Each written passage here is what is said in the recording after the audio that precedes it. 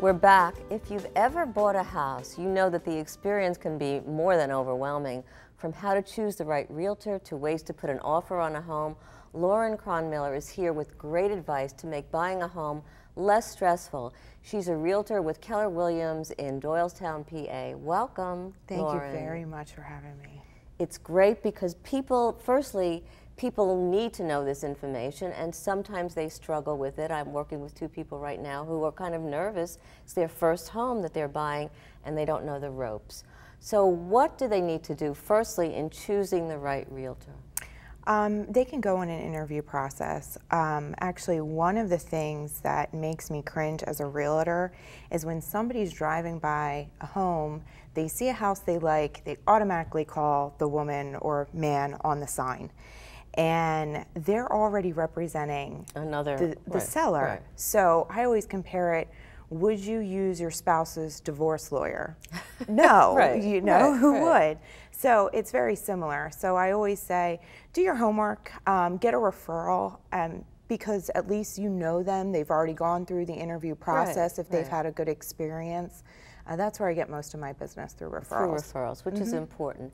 Now, do you recommend having a contract? Because sometimes you have a contract with a realtor and they're not doing what they need to do, and you're stuck. Right. Well, a lot of people think they are. They're not. They can easily ask to be released from the contract. Okay, but do you usually sign contracts? Yes, okay. I do, because it protects myself. But what about them, the person buying the home? Well, I always say, if you're ever unhappy with the way I'm representing you, then we'll sign a release. I'd rather them be happy than unhappy. And what's the standard time for a contract? 6 months? 6 months? Yes. So don't go for a whole year if you don't have to. Correct. And you make the terms too, because in essence, I work for them. People need to know that and remember that, right? Right. So if they are only comfortable with 3 months, then we'll do 3 months. Like, let me prove myself to you. Right. I think that's important. Also, what do people need to think about when they're buying a home? What kind of decisions do they need to make? And what do they need to convey to you, the realtor, so that you know what to look for? Well, they need to tell me what they want. And if you're a couple, you also need to be on the same page. Because I've worked with people who are on two completely different pages. Well, it's very hard to please two people if you don't meet in the middle. So they need to have a little bit of a conversation and get together before they tell you what they need, and because you don't want to have arguments and you're in confusion. Oh, and I've had it too. When you get to the house and one's unhappy because they didn't want to look at it, and the other one's in love. What do you do? Right. So get a list of what you want in the home and make those your top 5, is what I call. And present it to your realtor and tell them, this is what I want. And you might have to compromise on a couple things, but we really do try to stick to that list. When is the right time to fire a realtor? Whenever you're unhappy.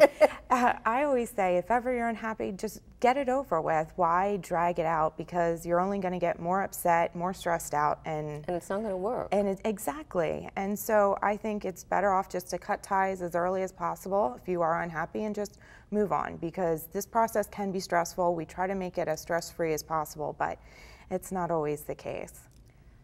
What happens, let's say people find the great house, you've taken them to it, and they want it, they love it, they put in an offer.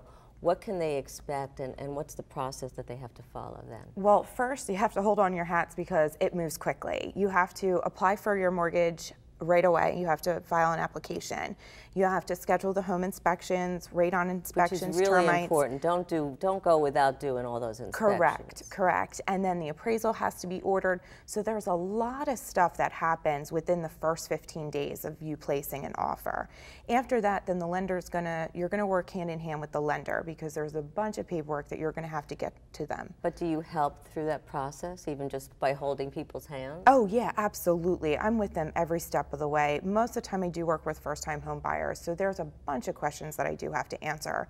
And for example, things we might take for granted, like running up a credit card because you want to buy furniture, which is a major no-no, or purchasing a new car to put in your new garage, a definite no-no again.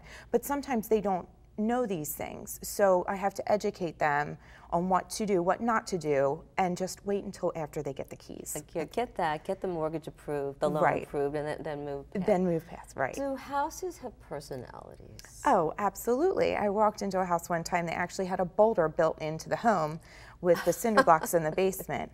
What was that house saying? Was it screeching? Was it screaming at you? No, it was in the middle of nowhere. It was in like woods, and there were boulders all around it, but it was the last But thing it was you growing expect. actually in the house itself. It was inside of the house, yes. So nobody bought it. My clients did not like it, no, because he wanted a man cave, so it took out of his man cave, so it wasn't for him. So we moved on and found another one. But yeah, houses have personality. And you were talking about taking a couple of people through a house where there were was it bats, you said? There were, yeah, bat infested. It was a bank-owned property, been vacant for years, had a bunch of bats. We got scared, and we all ended up screaming like girls and going in rooms of the house. So that, again, that was not a house that those people No, they bought. didn't. No, it needed a little bit too much work. Okay. Not only that, it's infested with bats, It's right? infested. The bank was taking care of it. They just didn't do a good job.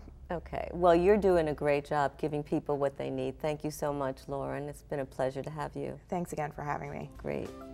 Unlike the movie Identity Theft, having your identity stolen is no laughing matter. After the break, we'll talk about a new technology to help keep you and your money safe, so stay tuned.